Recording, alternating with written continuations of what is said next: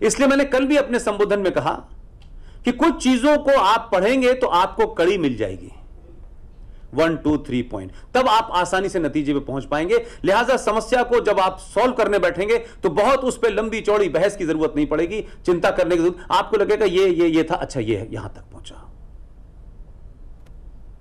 मौलाना आजाद के परिवार के लोग भारत उस दौर में आए थे जब बाबर की हुकूमत थी, हेरात से आए थे। खुद मौलाना आजाद का जन्म मक्का में हुआ था। जब वो पैदा हुए तो उनका नाम था फिरोज बख्त।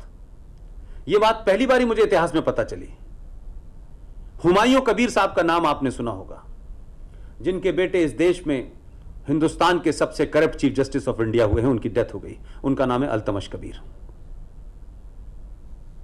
उन हुमायूं कबीर ने प्रीफेस लिखा है उस किताब का, और वो लिख रहे हैं कि पैदा होते वक्त उनका नाम था फिरोज बख्त, जब वो जवान हुए तो उनका नाम हो गया मुइनुद्दीन,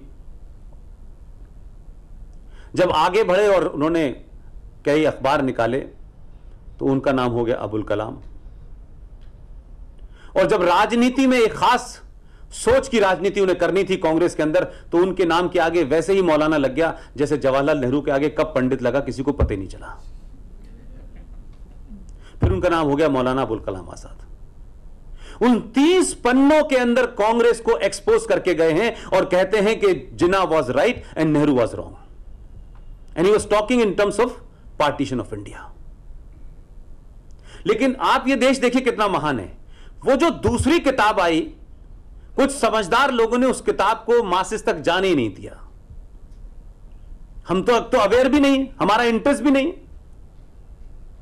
और वो किताब गई नहीं। लेकिन जो शख्स 1958 में जिनकी डेथ हो गई थी, उसको 1992 में भारत रत्न दे दिया गया। अगर ये लोगों को पता होता, और खासतौर से उन्हें जिनको हर छोटी छोटी बात के ऊपर कोई राष्ट्रवादी एंगल से या उनके विरोधी विचारधारा का कोई बात कहता है तो लोटा पानी लेकर चढ़ जाते हैं सारे लोग। हमारे नेता के बारे में ऐसा कैसे कह दिया? उसी नेता के बारे में मौलाना आजाद ने क्या क्या कहा है,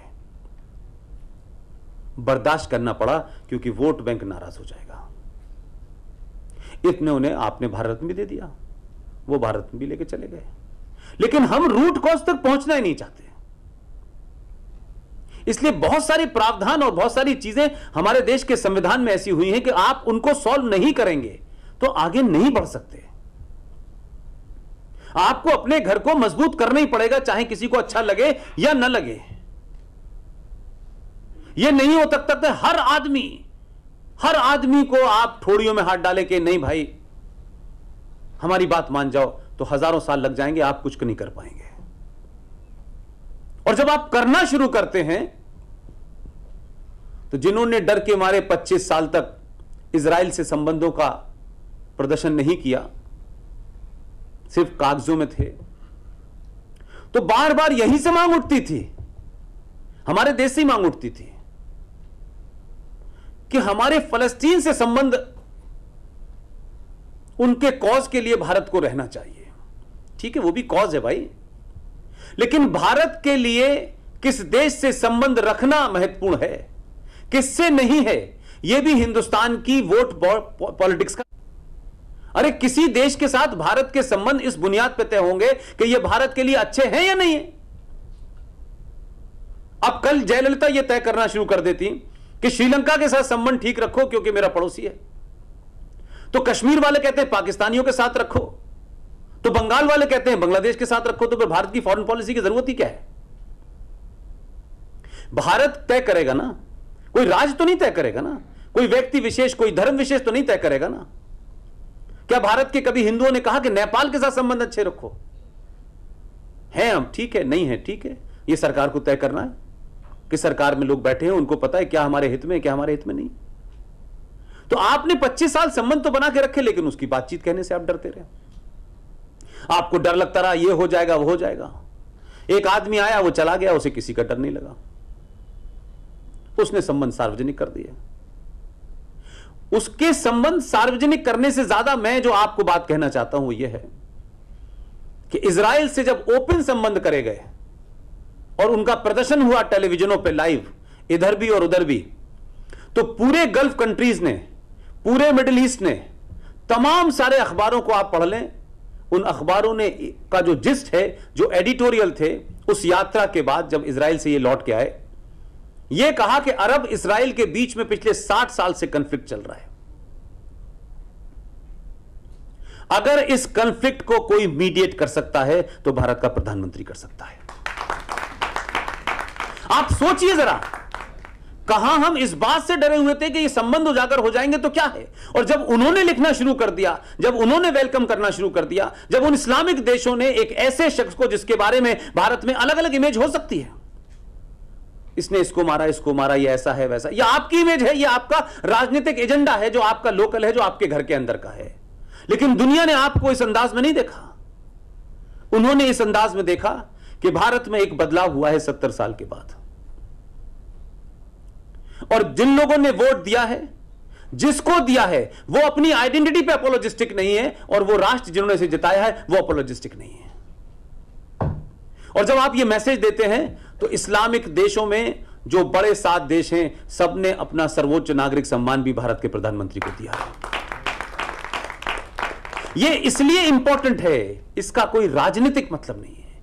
जिस शख्स के बारे में पूरी दुनिया में यह प्रचार किया गया कि यह एक विशेष मजहब के लोगों के खिलाफ है, यह प्रचार किया गया, और एक बड़ी फौज यहां से जिसमें 70 लोग थे मेंबर ऑफ पार्लियामेंट, उसकी लिस्ट भी आज भी मेरे पास है, वो गए थे अमेरिका, इसको वीजा मत दीजिएगा, ये ह्यूमन राइट का इसने सबसे बड़ा वायलेशन किया है। ये 70 लोग उस वक्त कहां चले गए थे जब जम्मू कश्मीर के अंदर 5.5 लाख कश्मीरी हिंदू पंडितों को उनको अपनी धरी से बेघर कर दिया गया था। कोई नहीं गया था। एक प्रधानमंत्री भारत के नेशनल चैनल पर आकर के कहता है इंदिरा गांधी की हत्या के बाद कि एक बहुत बड़ा पेड़ गिरता है तो थोड़ी बहुत धरती हिल जाती है। वो जस्टिफाई कर रहा था दिल्ली के अंदर सिखों के एक तरफा कत्लेआम को। उसके खिलाफ लोग क्यों नहीं गए थे यूएन में? उसके खिलाफ भी लोगों को अमेरिका जाना चाहिए था कि इस आदमी ने तो बाकायदा कहा है, टेलीविजन पे कहा है, जस्टिफाई किया है, ऑर्गेनाइज तरीके से सिखों का मैसेकर किया गया, लेकिन क्योंकि वो सूट नहीं करता था कुछ लोगों को पॉलिटिकली, तो वो सवाल नहीं बना। लेकिन एक अजम्पशन पे चलता रहा यह खेल। लेकिन आज स्थिति क्या है? जो वीजा नहीं दे रहे थे वो पिज्जा भी दे रहे हैं, वीजा भी दे रहे हैं, और ये भी टहलने जाते हैं हर बार और घूम रहे हैं, और वो इनको बुला रहा है कि जीतने की जो कला है तुम्हारी, मुझे भी जिताओ। तो जिस जगह, जिस इलाके में उसे 2% वोट मिले थे ट्रंप को, वहीं बुलाया। तो जो 50,000 हमारे बेकार पड़े थे उसने कहा ये काम के हैं, और वोट बेच दिया उसने। और उसकी मैं ये बात, जो टॉपिक है ये वही है, आपने घर में बदलाव किया ना। आप दलित थे, ठाकुर थे, ब्राह्मण थे, इन बुनियादों पे आपने 2019 में वोट नहीं दिया, 2014 में आपने इस बुनियादों पे वोट नहीं दिया। और जब आप उससे ऊपर उठे तो एक शख्स को आपने इतना मजबूत कर दिया कि जैसे यहां लोकल एमएलए खड़ा होता है ना मोदी के आने पे, वैसे ही खड़ा था ट्रंप बराबर में। और उस ताकत का इस्तेमाल इसलिए नहीं किया गया कि भारत में 10-5 चाटुकारों को फोर्ड फाउंडेशन से कोई अवार्ड दिलवाना था। उस पूरे मूवमेंट को, गुजरात के लोग व्यापारी होते हैं, कहा जाता है कि वो जानते हैं किसकी चीज कितनी कीमत में आंकी जानी चाहिए, लेकिन समय की भी उसमें एक बहुत महत्वपूर्ण भूमिका है। उसी वक्त भारत के अंदर सबसे ज्यादा और दुनिया में कम 370 और 35 के खिलाफ माहौल बनाया जा रहा था। बड़ी ताकत लगा दी लोगों ने। घर में तो ठीक है, यहां तो लोग पहले से ऐसा लगता है कि अपॉइंट किए हुए एम्बेसडर हैं कुछ लोगों के ये। उसी ताकत से उसने कहलवा दिया उससे, it is a internal matter of India, क्योंकि वो